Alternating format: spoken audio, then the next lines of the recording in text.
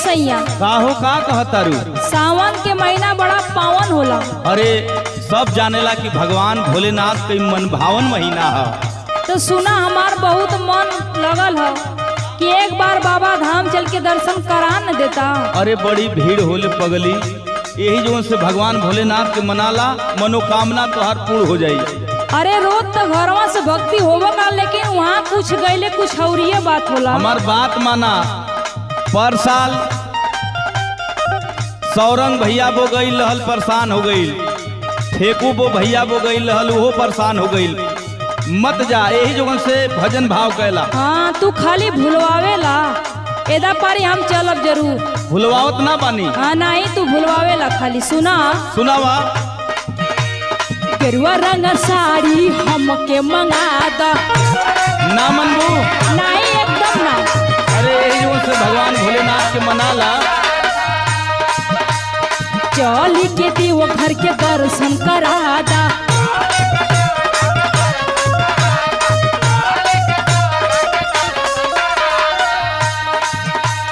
गेरुआ रंग साड़ी हमके मंगादा, चली के देव घर के दर्शन करादा। रतिया देखली सपनवा मनवा कोहरे साना सान। रतिया देखली सपनवा मनवा कोहरे साना सान। सुना सुना। हाँ बोला। भगवान भोलेनाथ ऊ देवता हुवन, चाहे जहाँ से भजला दे दी है जौन मंगबू। सुना सुना। बोला बोला। त घर ही कहला भजन,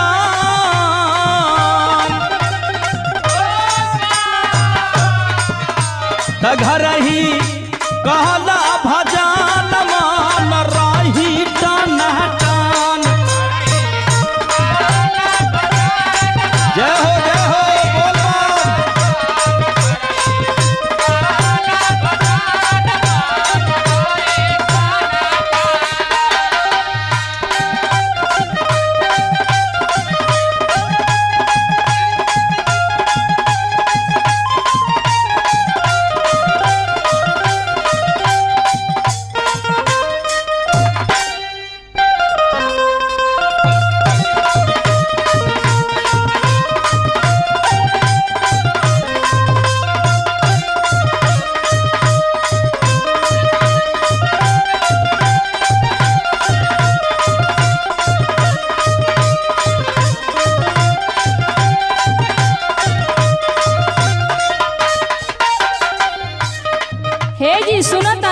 सुनावा सुनावा।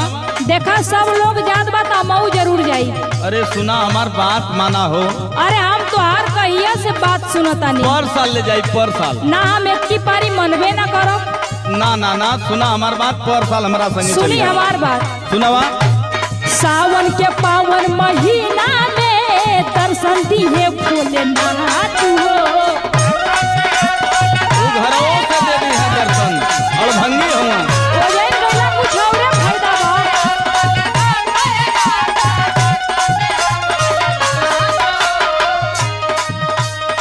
सुना। बोला। गजब के भीड़ होना या धनिया छूट जाई साथ हो। ना साथ छूटी, साथ छूट जाई हेराए। तो हर गलत फहमी हो।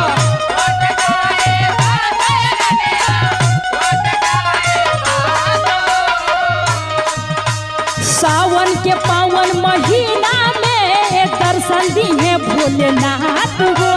गजब के भीड़ होना या धनिया छूट जाई साथ हो। एक बात और सुना। सुनावा। हम हूँ लेह के कवरिया संगे चलब दाना दान। हम हूँ लेह के कवरिया संगे चलब दाना दान। सुना सुना। अरे बोला। त घर ही कहला भजन,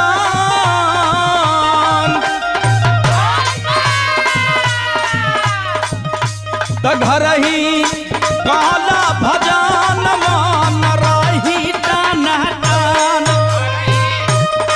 मानव ना जरूर जाई। तना तन मन रही मन चंगा त कठौती में गंगा।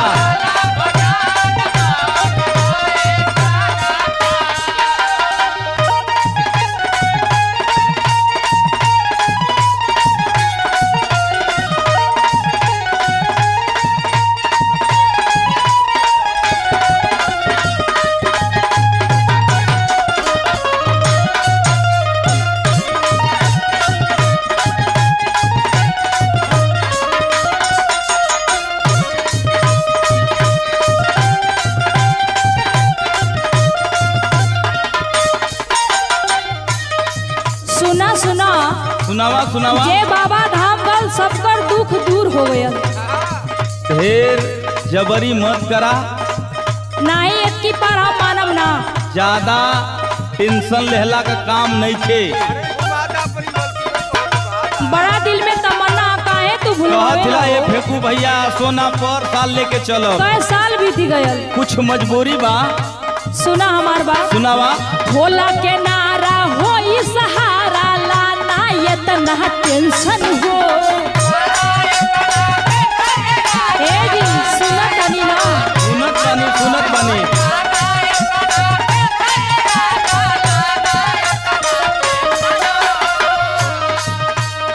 सुना सुना हमार बात है हमार रानी। अरे बोला ये हमार करेजा। बुझा मजबूरी बाटे ना दूरी होई ना तो हसे मेंशन हो। सुनत तारू। अरे हम एकदम बुझत नहीं।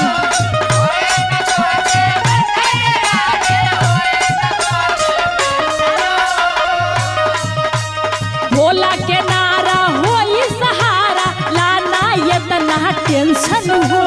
बुझा मजबूरी बाड़ा दूरी होई ना तो हसे मेंशन हो।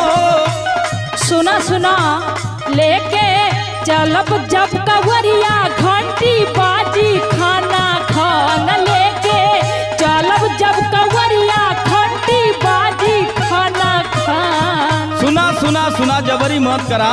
अरे काहे ना करी हो। सुना बोला त घर ही कहला भजन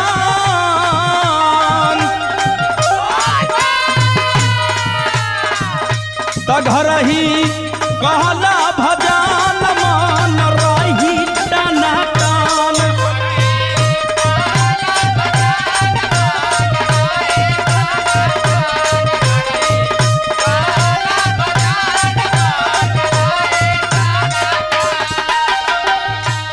गेरुआ रंग साड़ी हमके मंगादा चली के देव घर के दर्शन करादा।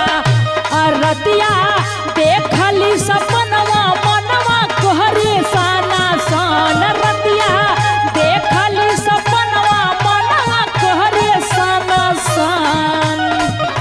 त घर ही कहला भजन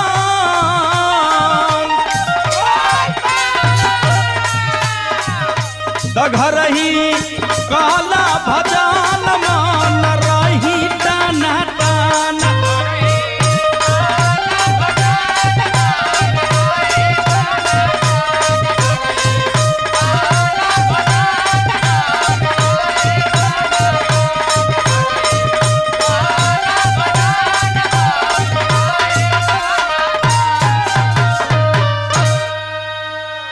मान जा खाली हमके जायदा देव घर।